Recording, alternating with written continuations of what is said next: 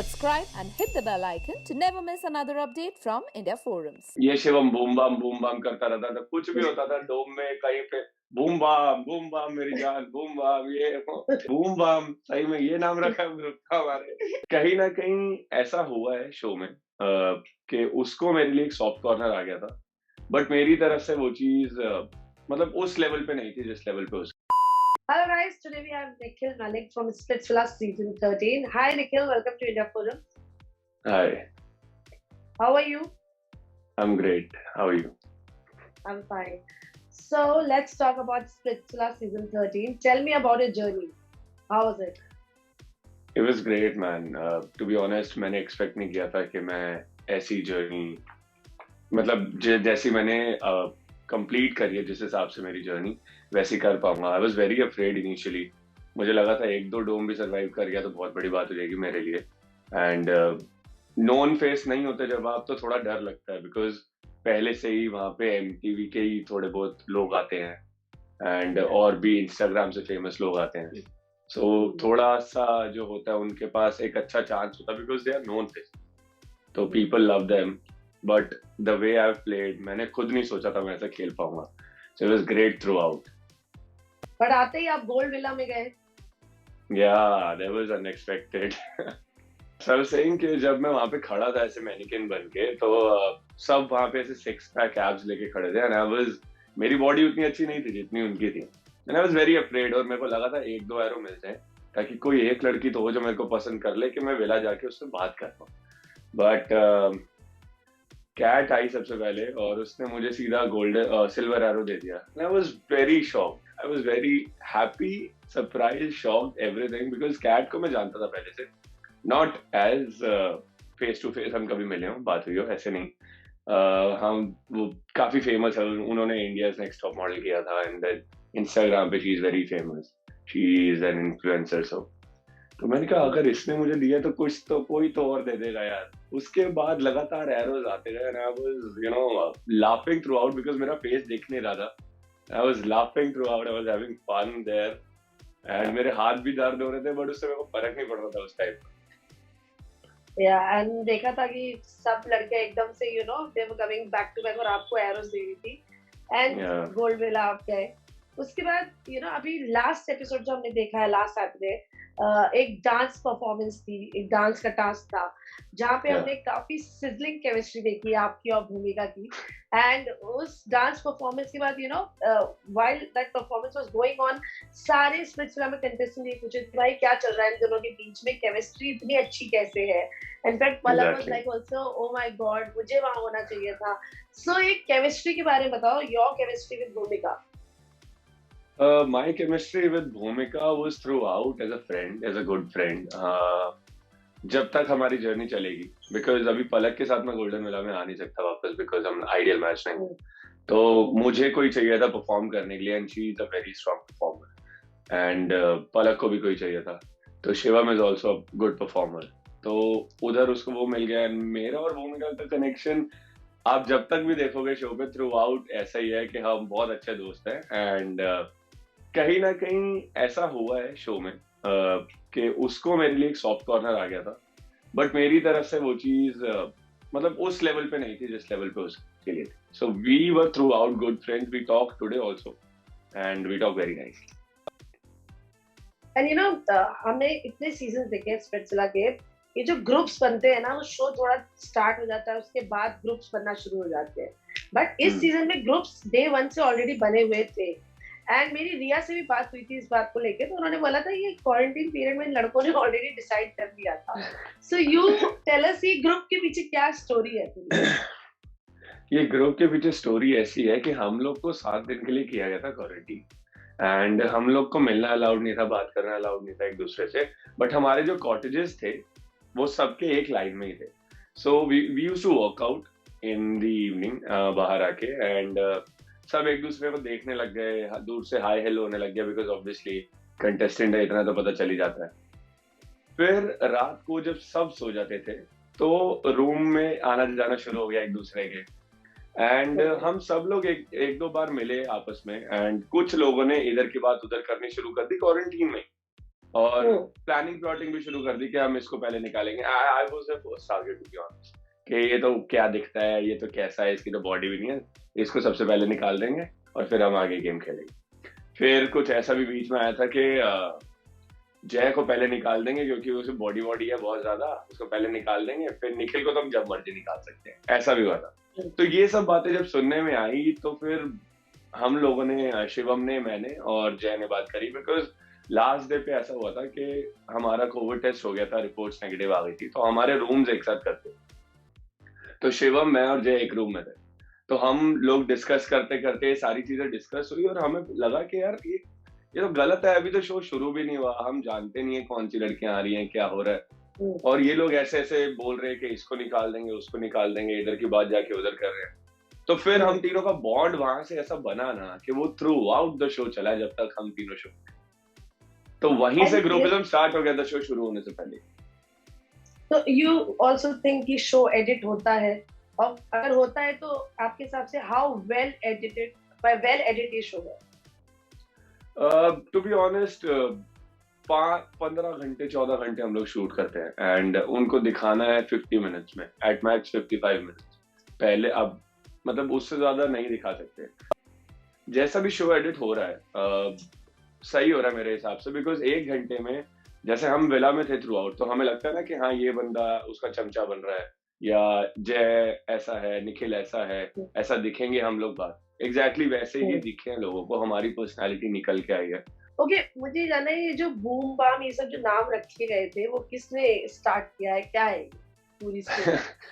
तो हमने नहीं सोचा था शो के अंदर कि ऐसे नाम पड़ेंगे, शिवम ऐसे ही बोलता था, जैसे आप एक्साइटेड होते हो तो आप कुछ बोलते हो ना, जब बूम बाम, तो शिवम ऐसे बूम बाम बोलता था, और बाहर जब आया तो हमारे ग्रुप का नाम ही पड़ चुका था बूम बाम, जब एपिसोड टेलीकास्ट होने शुरू हुए ना, लाइक बूम बाम, सही में ये नाम रखा है ग्रुप का हमारे। तो ठीक है, उन्होंने रख दिया था अपना लेट्स डू इट, कई बार वो बोलते थे लेट्स डू इट, कई बार बोलते थे लेट्स डू इट, तो वो भी कंफ्यूजन थी, बट ठीक है, ये लेट्स डू इट जो रखा था वो केविन ने रखा था, क्योंकि वो और मैं, केविन और मैं, जब चैलेंज के लिए हम जा रहे होते थे, हम एक लाइन में होते थे, तो हम लोग ऐसे ना अपने आप को पंप करने के लिए ऐसे बोलते जाते थे, let's do it man, let's do it, तो ये बोलते जाते थे, वो भी बोलता था और मैं भी बोलता था, बिकॉज हम दोनों गोल्डन विला में थे तो आगे पीछे ही चलते थे।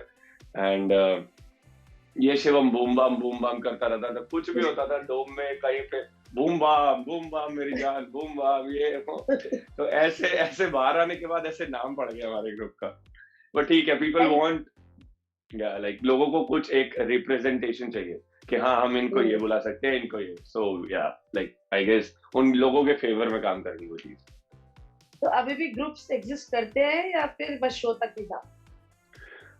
टू बी ऑनेस्ट, जब स्टार्ट हुआ ना तो हम लोग, जब ग्रुप्स बन गए तो हम लोग दूसरे ग्रुप से बात ही नहीं करते, हमारे आर्ग्यूमेंट्स होते थे पर हम बात नहीं करते थे।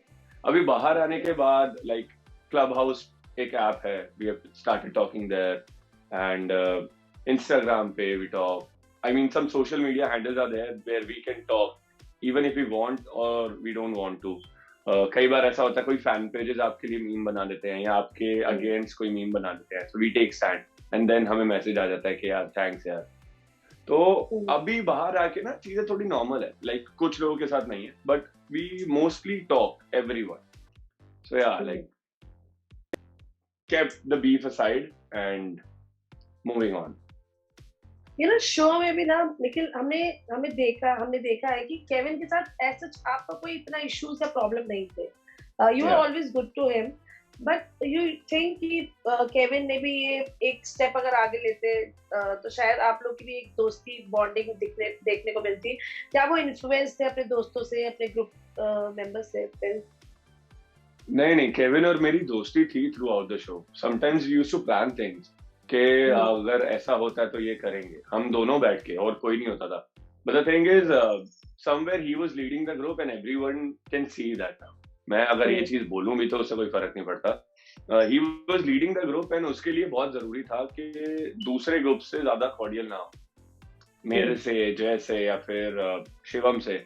बट अभी अगर केविन और मेरी बहुत नॉर्मली फ्रेंडशिप हो जाती या हम दोनों एक साथ हो जाते, देन आई डोंट थिंक फिर कोई ग्रुप को लीड करता, फिर बहुत ज्यादा चीजें थोड़ी ऐसे रायता नहीं फैल जाता, जैसे कि अभी क्या करें, मैं केविन से नहीं लड़ सकता, केविन मेरे से नहीं। केविन और मैं लड़े नहीं है कभी भी शो में, तो बट एक होता ना, नोक झोंक चलती रही है हमारे बीच में। उसके ग्रुप की वजह से वो लड़ता था और मेरे ग्रुप की वजह से मैं लड़ता था, बट हम दोनों आपस में कभी नहीं लड़े। एक लास्ट डोम सेशन था जहाँ पे मैंने केविन को बोला था कि तुझे समझ आ रहा तो ठीक है, नहीं तो तेरी मर्जी।